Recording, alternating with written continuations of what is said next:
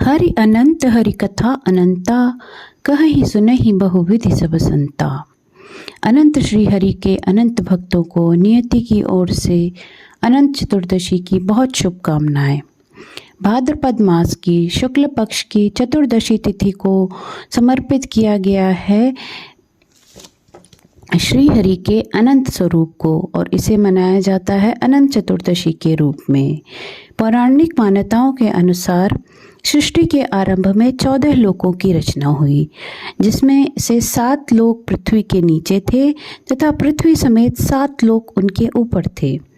पृथ्वी से नीचे के 7 लोकों को माना गया अतल लोक, वितल लोक, नितल लोक, गभस्तिमान लोक, महातल, सुतल और पाताल लोक, और उनके ऊपर के 7 लोकों को, जिन्हें ऊर्ध्व लोक भी कहा गया, उनको जाना गया भूलोक यानी कि हमारी पृथ्वी, भुवः लोक, स्वः लोक, महलोक, जनलोक, तपलोक, सत्यलोक के नाम से।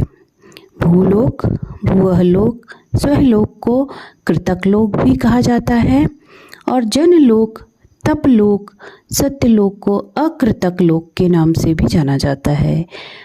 महलोक को हम जानते हैं कृतकाकृत लोक, अर्थात इनके बीच का लोक।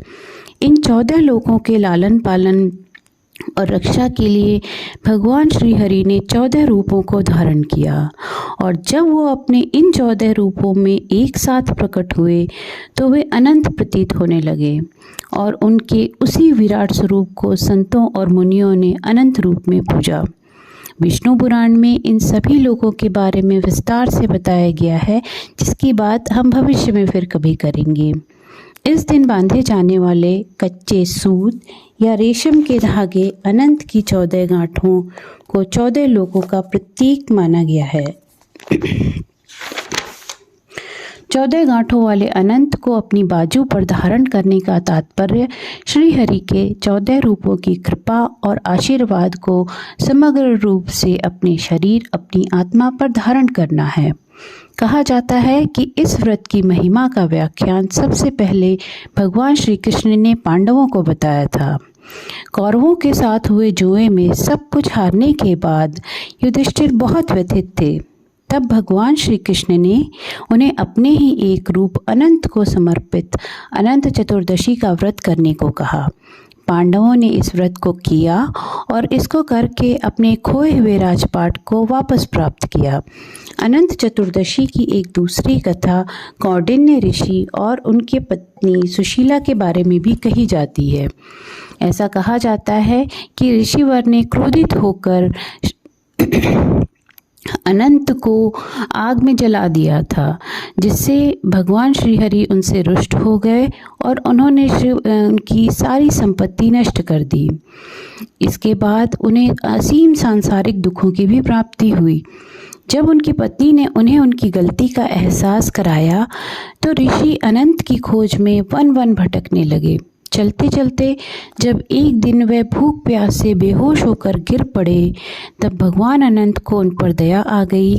उन्होंने उनको दर्शन दिए और उन्हें 14 वर्ष तक अनंत चतुर्दशी का व्रत करने को कहा। ऋषिवर ने वैसा ही किया और इसके पश्चात उनकी धन संपत्ति वैभव उन्हें वापस प्राप्त हुए और उन्होंने समस्त सांसारिक सुखों को भोगा।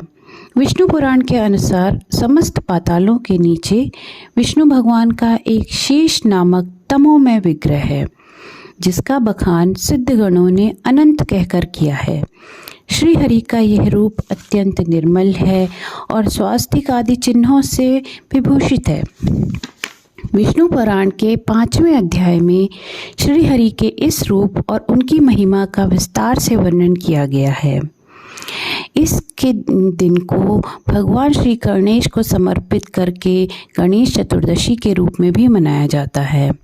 आज के दिन भगवान श्री गणेश की सभी मूर्तियां, सभी विग्रह जिनकी स्थापना गणेश चतुर्थी के दिन की गई थी, उन सभी का प्रतीकात्मक विसर्जन भी किया जाता है, जिसका तात्पर्य ये है कि आज के दिन श्री गणेश जो अपने भाई कार्तिकेय से मिलने आए हुए थे, उनके साथ उनका प्रवास पूरा हुआ और अब वो अपने माता पिता भगवान शिव और माता पार्वती के पास कैलाश पर्वत को लौट जाते हैं।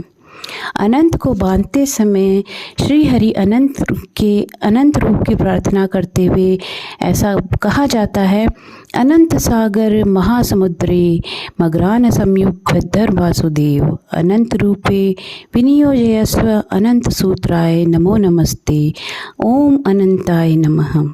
श्री हरि अपने सभी भक्तों को अपनी अनंत कृपा और आशीर्वाद दें और गजानन गणपति अगले वर्ष फिर से पधारें, फिर से खुशियाँ आएँ, फिर से ये सारे त्यौहार मने और हम सब के जीवन में स्वास्थ्य, धन, सुख, समृद्धि और शांति आए।